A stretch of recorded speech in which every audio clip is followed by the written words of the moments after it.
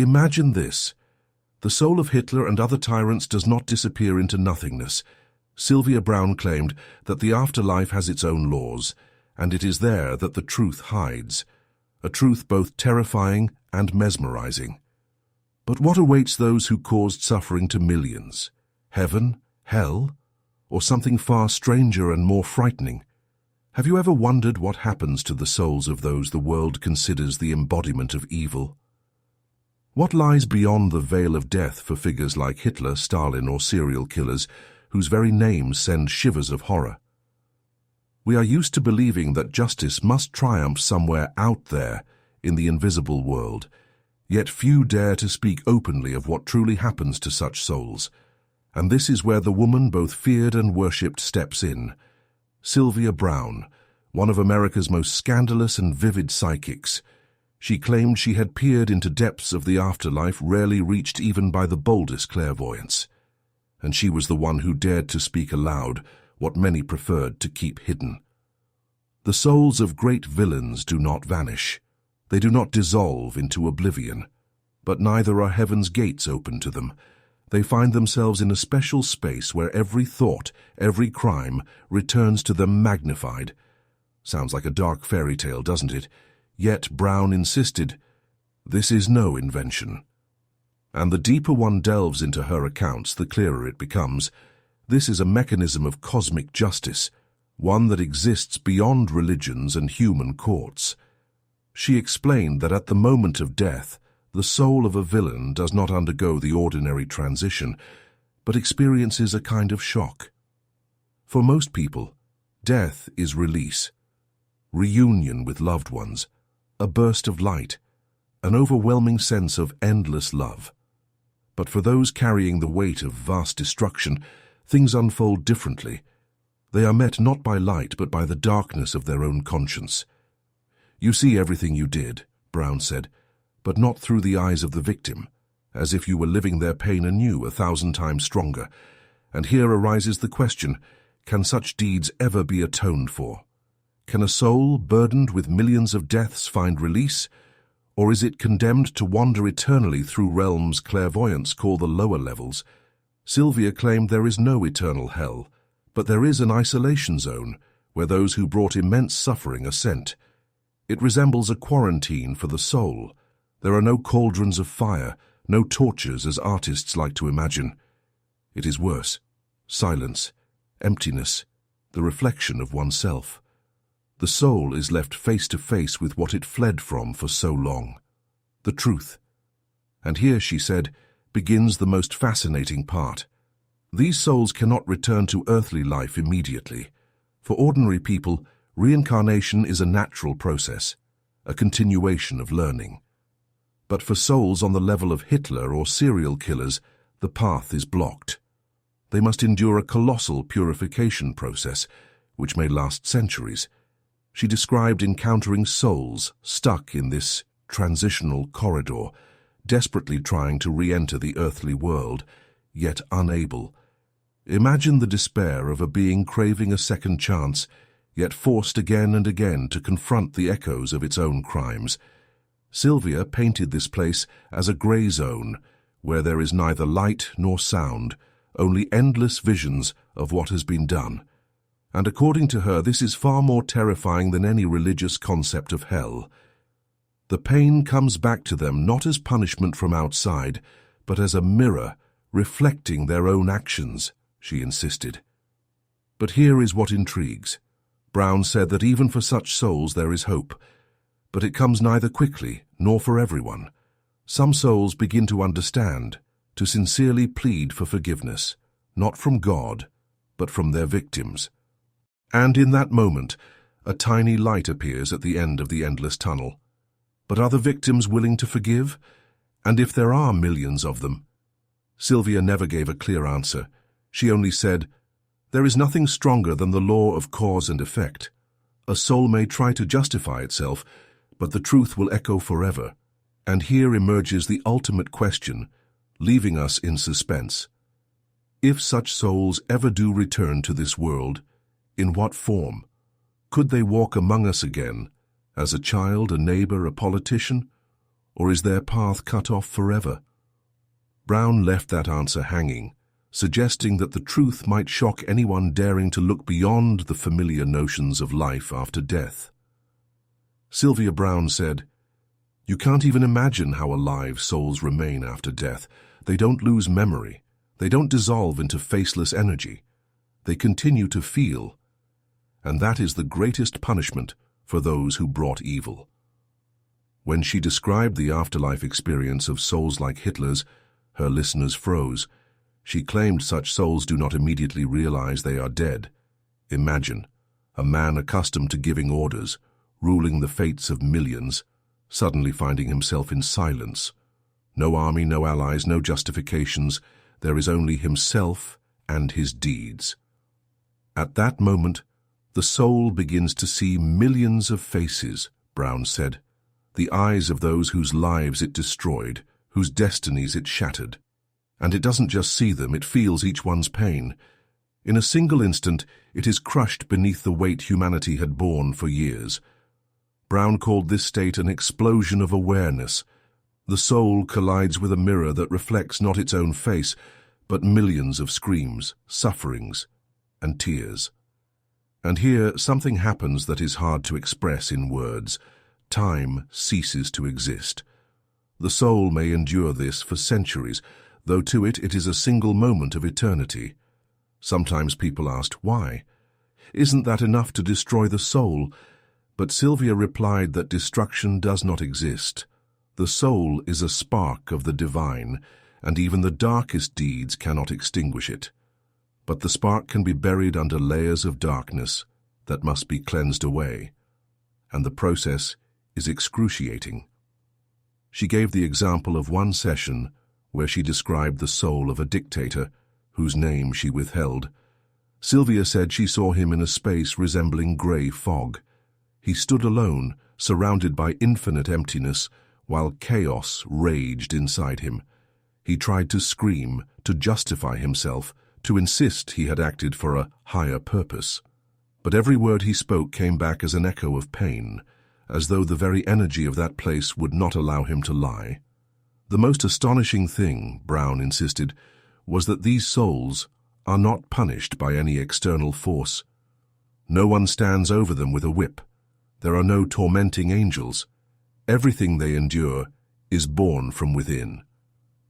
It is the soul's own judgment upon itself, she explained. It cannot be stopped or dulled. They must pass through it completely. And here comes the intriguing question. What happens next? What follows after the soul exhausts this endless cycle of suffering? Sylvia claimed a new stage begins, the process of purification through light. The soul becomes surrounded by other entities, not humans, but what she called guardians of justice. They do not condemn, they do not accuse, they show the path. But the path is unimaginably hard. The soul must agree to incarnations that are in themselves torment. Imagine a consciousness, once accustomed to power and luxury, reborn in the body of a disabled child, or a soul that once stripped others of freedom, reborn into tyranny and poverty. This is not revenge, Browne explained. It is the geometry of fate.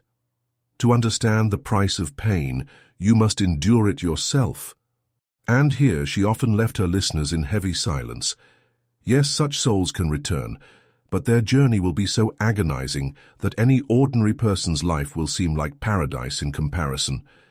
Yet not all villains accept this path. Some resist, refuse, and then their souls remain trapped in the so-called lower levels for centuries. Sylvia spoke of visions where such souls gathered together, forming vast fields of darkness. They have not vanished, she warned. They are still there, and their energy continues to affect the world. And here arises the most disturbing question. If the souls of villains are stuck, does this mean they may still try to break back through, not as full incarnations but as dark influences, whispers, temptations? Sylvia insisted that is exactly what happens. Do you think evil died with their bodies? No. It continues to live, seeking new minds and hearts. It cannot incarnate as a person without the permission of higher forces. but it can influence those who are open to its shadow. And here we approach the most dangerous point of her teaching. She claimed that every person who commits evil today may carry within themselves the echo of those very souls that once shook the world with war and blood. Sylvia Browne claimed that the souls of the greatest villains do not vanish, but instead gather in special spaces she called clouds of darkness. This is not hell in the traditional sense. There is no fire, no demons, no eternal flames. Rather, it is a vibration of despair, sorrow, and rage, created by the souls themselves. Imagine a place with no light. No prayers are spoken there, no hopes are born, no joy can be felt. In this space, the souls of villains repel light, denying themselves even a hint of healing. They gather together by the law of likeness. Like attracts like. The souls of murderers, tyrants, and tormentors find one another and form a massive cluster that could be called a collective egregore of evil. Browne warned that this concentration of energy does not remain isolated. It begins to press against the earthly plane. This, she said, is why humanity repeatedly faces waves of hatred, wars, and dictators. This doesn't mean evil souls return in human bodies, she explained, but their energy seeks an outlet.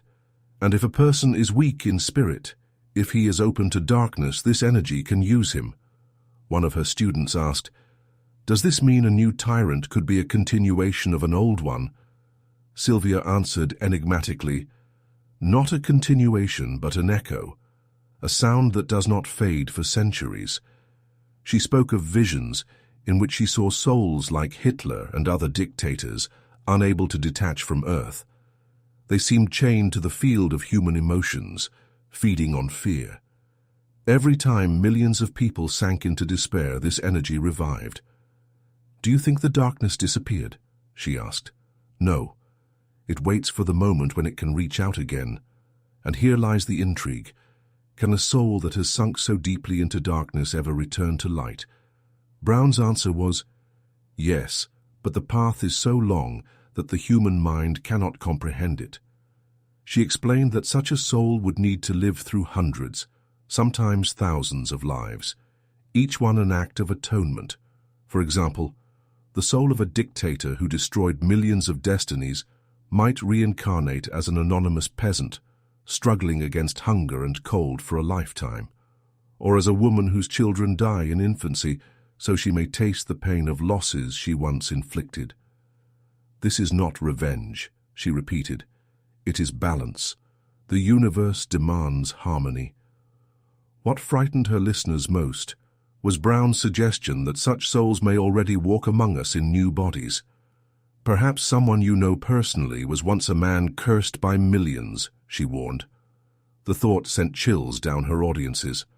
For if true, we cannot know who hides behind the mask of a neighbor, a colleague, or even a relative. But there was another side to it. Browne insisted that even the darkest souls still carry a chance of healing. In her words, was something almost paradoxical. There is no absolute evil. There are only souls so deeply lost they believe there is no way out. But the light still waits for them, and one day, even if 1,000 years pass, they will take a step. In one of her talks, Sylvia shared a story. During a trance, she saw the soul of a man who had been an executioner during the Inquisition. He burned women and children, believing he served God's will. After death, he spent hundreds of years in terror until he was reborn as a little girl who died young in a fire.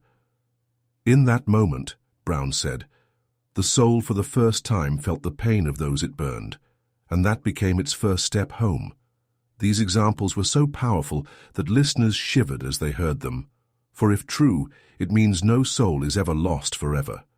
But it also means evil never dies. It continues to circulate at the very heart of humanity. And here Sylvia left her audience with suspense.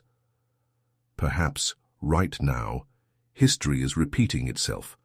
Perhaps the souls of those who once threw the world into flames are searching for a path back to us. The question is, will we allow them? Sylvia Browne often repeated that even the darkest souls eventually come face to face with what they had been running from for centuries, and it is at this very moment that the process she called atonement through living begins. This was her core principle. No one receives punishment from outside. Everything happens only through personal experience. She explained it this way: the soul must live through everything it once inflicted on others, but this does not happen instantly. It unfolds step by step, layer by layer. For example, a soul that destroyed families might return in a body where it suffers betrayal itself. A soul that tormented the defenseless might be born into the body of a disabled child. This is not cruelty, Browne said. It is the only way for the soul to truly understand pain, so that it never creates it again. That is why she insisted that what we call karma is not a curse or a sentence. It is a system of learning, where every lesson has meaning. But for souls like Hitler's, this path is especially long and torturous.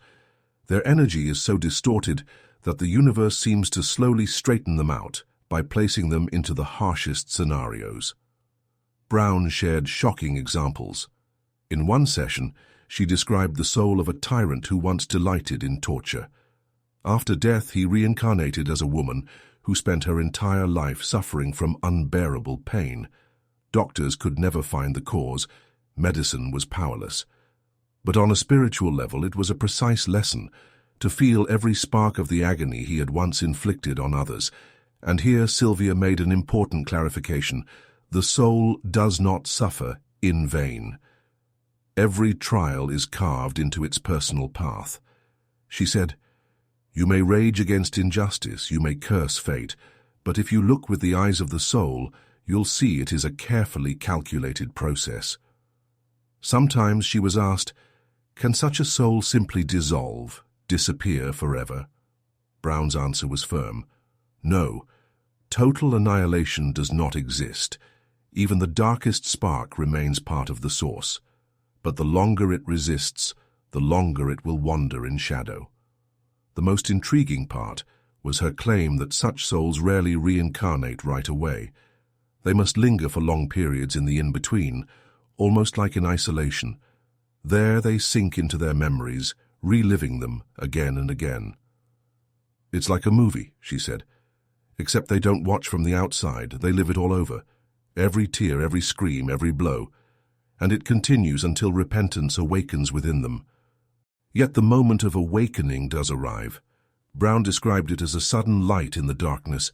A soul that has been screaming with rage for centuries suddenly falls silent and whispers for the first time, "Forgive me." That whisper changes everything. From that moment it can return to the path of redemption. This marks the beginning of a new cycle. The soul chooses a life that seems unbearable, one without power, wealth, or glory. Instead, it is filled with deprivation, humiliation, and pain. But this is the key to returning. When such a soul learns to live without hatred, even in the cruelest of conditions, that is when it takes its first true step toward the light, Browne explained. But her words carried a troubling undertone. For if such souls continue their journey among us, it means there may be people nearby carrying the memory of monstrous crimes. Perhaps within the body of a quiet neighbor hides the soul of someone who once burned cities, and that is not just a frightening thought, it is a challenge for each of us. Browne warned, "Do not search for the eyes of past monsters in people. Instead, ask yourself, are you ready to forgive if you discover the truth?" And this very question left her audience frozen. For to forgive one who once brought immeasurable evil into the world seems almost impossible. Yet as she said, without forgiveness, the soul cannot move forward. And sometimes it is our forgiveness that becomes the light, helping it out of the darkness. Sylvia Browne always said that in history there are no eternal villains. There are only souls that have not yet learned to love. This sounded almost blasphemous, especially when it came to Hitler or other dictators. People were outraged. How can one forgive those who destroyed millions? But Browne insisted, From the perspective of eternity, we see only a tiny fragment, not the entire road. She explained that a soul which has committed monstrous acts carries the weight of this energy like chains. No external court, no punishment can remove them. They disappear only when the soul itself experiences the pain it once created. And here lies the paradox. The darkest criminals become the hardest students, but their longest sufferings eventually give birth to the deepest insights. Sylvia said, "Imagine Hitler's soul. For centuries it relives everything his war victims felt. Every death, every hungry cry of a child, every mother's tear.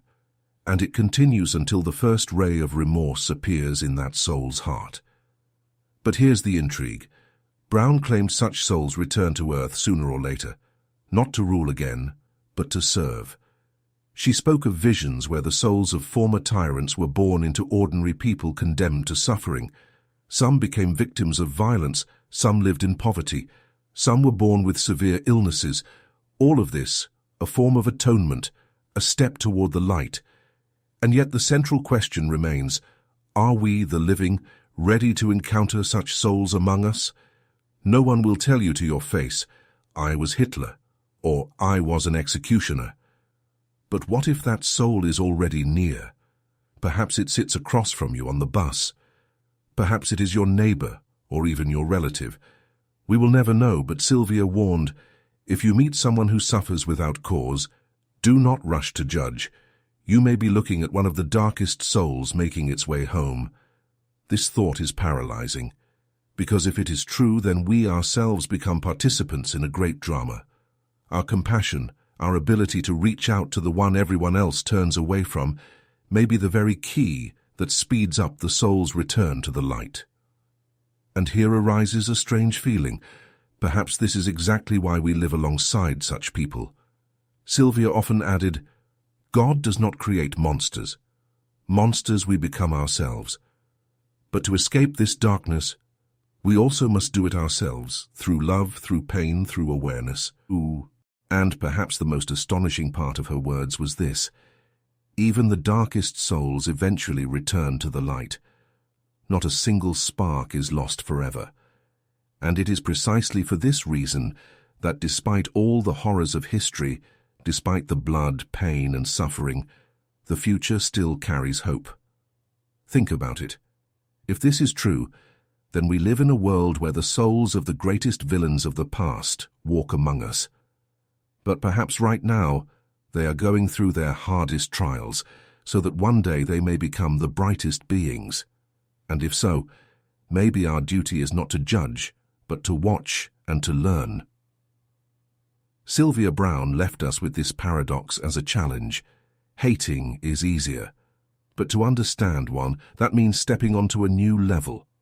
And perhaps one day, when we all meet there, it will turn out that even those we once considered monsters have become our brothers in eternity. And now imagine, perhaps right this minute, a soul that once carried darkness into the world is sitting in a children's hospital ward, clinging to life, or walking down the street in torn clothes, or simply sitting next to you in silence. And only one thing remains unchanged. Its journey is not over yet, and perhaps you are part of its salvation.